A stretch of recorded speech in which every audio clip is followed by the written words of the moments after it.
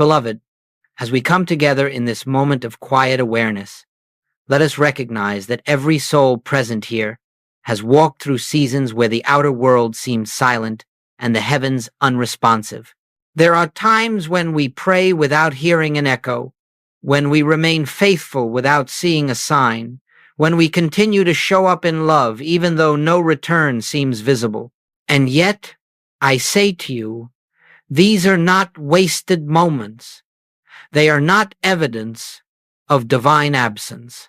These periods of darkness, these intervals of seeming emptiness, are in truth the sacred nights in which the soul is being prepared for dawn. You have believed that you were merely enduring difficulty, but you were being led into a deeper place where the presence could be felt, not as something hoped for or sought after, but as the reality of your own being. In your quiet faithfulness, your decision to trust, even when appearances contradicted that trust, you were not earning God's favor. You were being softened, made receptive, given the capacity to perceive what cannot be perceived by the mind that demands proof. For you see, spiritual growth does not take place in the bright light of outer assurance. It takes place in the stillness where no human answer is given and where only the faint inner whisper remains. And so I say, your faithfulness in the dark has not been unnoticed, nor has it been without effect. It has been the very preparation, the hidden work for the dawning of a new consciousness within you, a consciousness through which the Christ can reveal itself as the reality of your life. As we move a little deeper into this awareness, let us consider why your quiet faithfulness carries such profound meaning, even when nothing outward seems to change. You may believe that spiritual progress should announce itself with signs, with answered prayers, with blessings that the eyes can behold. But the truth is that the great transitions of the soul rarely occur in the visible realm. They unfold in the hidden chambers of consciousness, in places you cannot measure, in moments you scarcely recognize.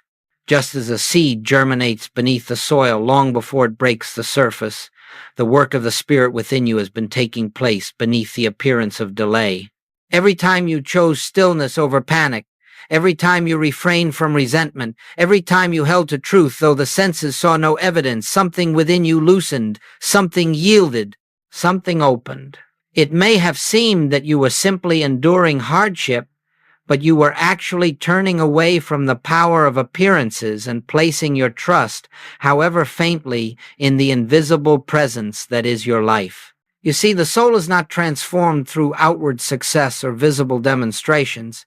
It is transformed each time you refuse to be governed by fear, each time you decline the invitation to believe you are separate from the source.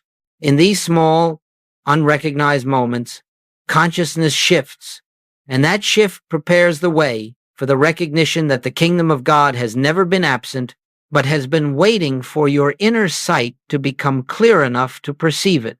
Now let us come gently to this central theme, for no word has been more misunderstood in the history of spiritual teaching than Christ, and no experience has been more misinterpreted than what has been called Christ consciousness. Many believe it to be a mystical height. One must climb to a spiritual reward bestowed only upon the advanced or the worthy. Others imagine it as a supernatural power descending upon them from afar. But Christ consciousness is none of these things. It is not an attainment, and it is not an achievement. Christ consciousness is simply the recognition of your oneness with the Father, nothing added, nothing acquired, nothing gained. It is the quiet inner knowing that the life of God is the life you are living, that the mind of God is the mind expressing itself through you, that the love of God is the love that flows as your very being. This recognition does not come with thunder. It comes with stillness. It does not inflate the ego. It dissolves the ego. It does not exalt the human self. It reveals that the human sense of self was never your true identity. And so I say to you, Christ consciousness is not something you must become. It is what you already are, beneath the layers of fear, effort, and separation. It is a timeless reality of your being, awaiting only your willingness to see.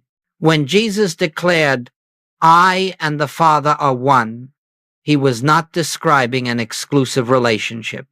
He was describing the truth of existence itself. And when that truth begins to dawn within your own consciousness, not as theory, but as realization, you discover the freedom, the peace, the clarity that have always been your inheritance but could not be perceived while the senses insisted upon a self apart from God. Christ consciousness is not a destination. It is the unveiling of what has forever been present at the core of your being. Let us look now at what has been taking place within you, quietly, secretly, beyond the reach of your senses. For while you believed you were standing still, or even moving backward, the Spirit was doing a work deeper than anything you could have accomplished through effort. You may have thought your prayers were unanswered, but in truth your own consciousness was being prepared to recognize what no outward answer could ever give you. Each disappointment, each delay, each closed door was loosening your dependence on the world of form. Every moment in which you felt you had nothing left but silence was softening the surface mind so that the deeper awareness might come forth. What you called darkness was in fact the dimming of the ego's insistence. What you call waiting was the slow dissolving of the belief that you must manage life by human strength. You see, the Spirit cannot reveal itself in a consciousness loud with self-will, crowded with desire, or dominated by fear. And so, in ways you did not perceive, the false images of a separated self were being thinned, worn away, emptied out. The belief that you were the one responsible for keeping your world intact began to fade, and in that sacred fading, a space was created, an inner openness where the presence could be felt, not as something to be invited, but as the reality that was never absent.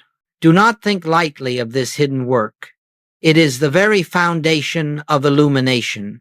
Long before light breaks upon the surface, the roots must deepen, the soil must soften, the seed must surrender to the invisible process taking place within it.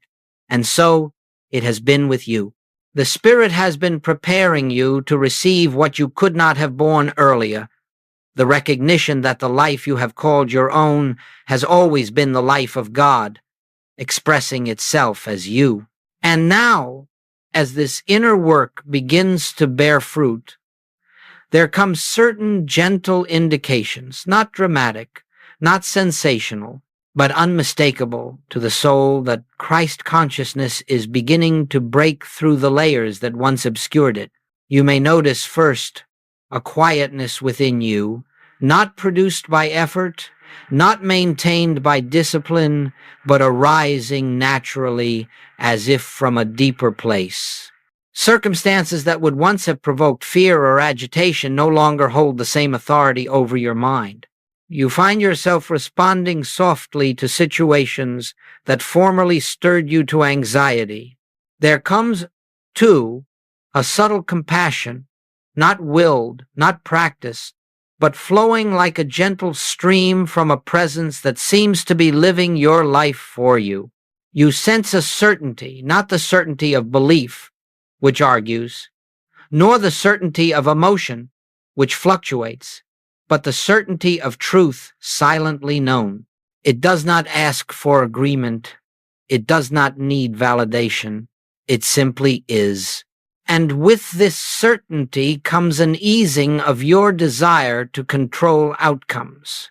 You begin to realize that life unfolds according to an intelligence far greater than the personal mind. And so the impulse to force, to push, to manipulate begins to dissolve.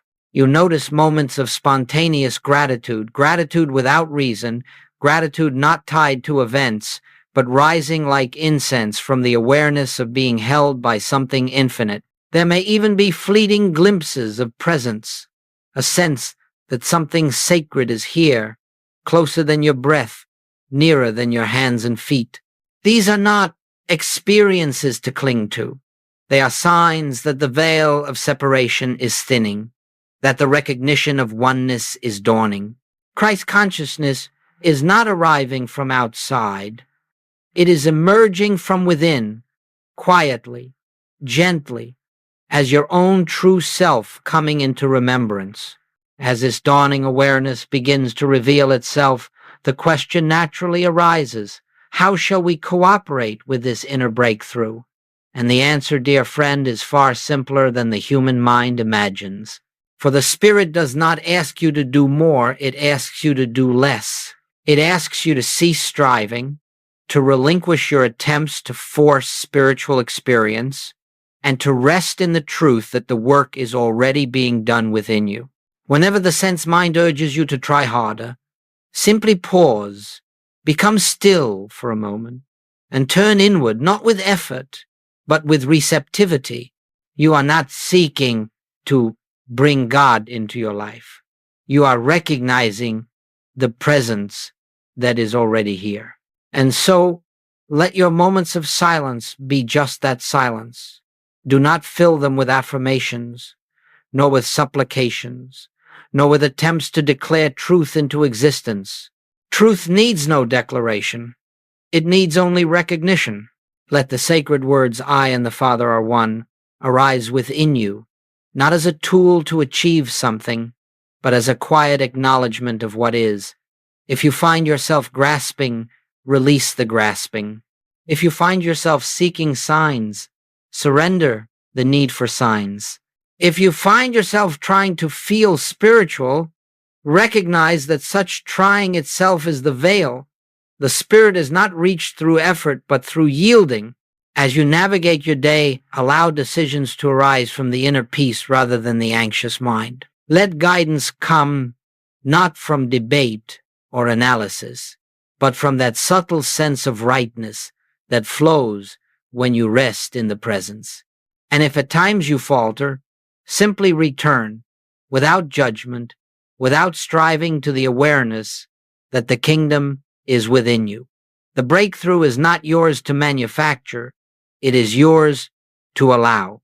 And the more gently you allow, the more naturally the inner light reveals itself as the very life you are living.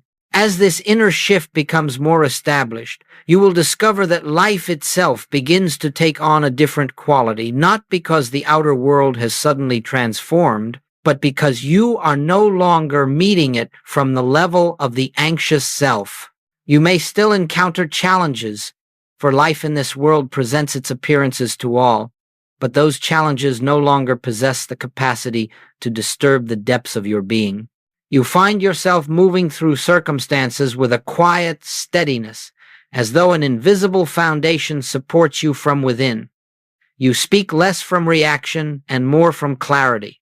You listen not only to words, but to the presence behind them.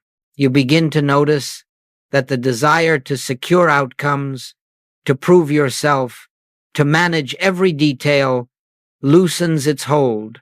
Decisions arise more naturally, more peacefully, almost as if they are being made through you rather than by you. Prayer becomes not a request or a bargaining, but a gentle communion, a resting in the awareness that the life which animates you is the same life that governs all. You begin to sense that you are not the architect of your journey. You are the transparency through which divine intelligence expresses itself. This realization brings humility, not pride. It brings freedom, not ambition. You may realize that you no longer crave the approval of others, for your security does not come from their opinions. It comes from the felt recognition that you live in God, and God lives as you. Even love becomes purified. Instead of seeking love to fill a void, you find love flowing from you without effort, for it is no longer personal. It is the nature of the presence expressing itself. And as this consciousness stabilizes, you discover an ease in daily living, a sense that you are carried, guided, sustained by something infinitely wise. This does not remove you from life. It allows you to engage life fully, but from a deeper center, a place where peace is not the result of favorable conditions, but the natural atmosphere of your being. And now we come to a sacred moment in the inner journey, the moment when the soul awakens to what has truly been taking place all along. This is not a moment marked by fireworks or emotional intensity. It is often as soft as a breath, as gentle as a whisper within. But in that stillness, a recognition dawns.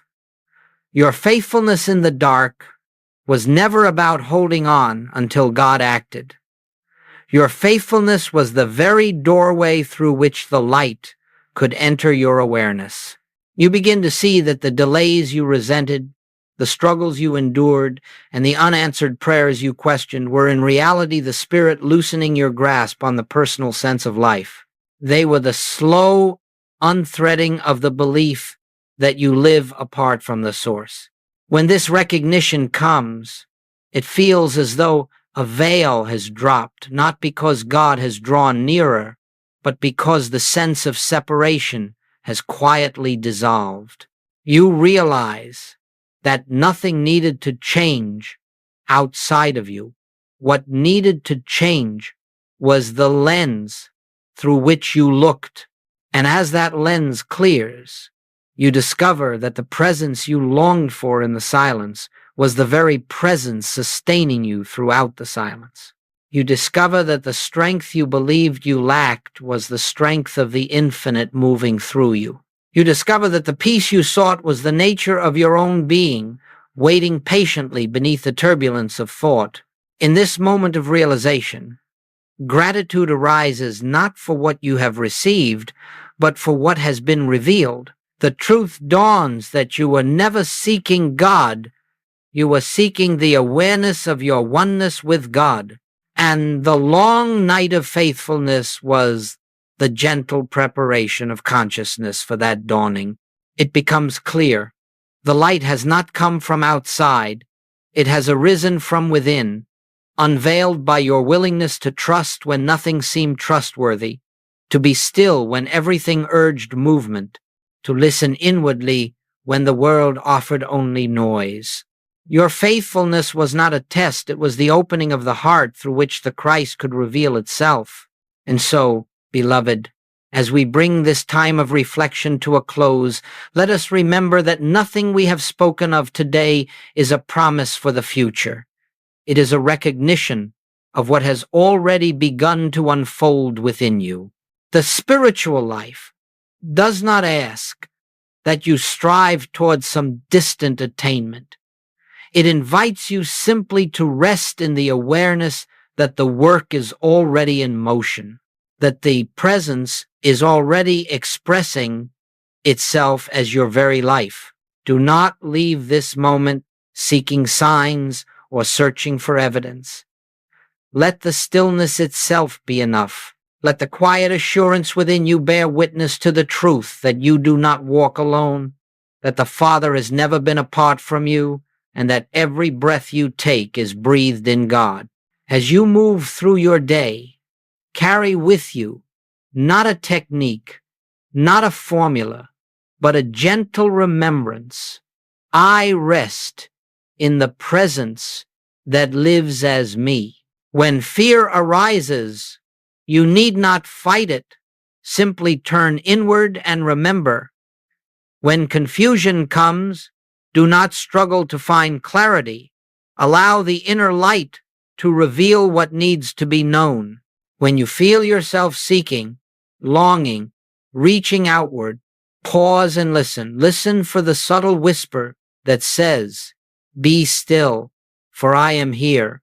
In this recognition, life becomes less a journey of becoming and more a practice of allowing the infinite to express through you, to guide you, to sustain you. And in that allowing, you discover the peace that does not depend on circumstances, the joy that does not need a cause, and the love that flows without measure. Let this awareness accompany you now, quietly, effortlessly, as the truth of your being. For the kingdom is not coming, the kingdom is here. The Christ is not arriving, the Christ is revealing. And your task is simply to rest in what has already begun,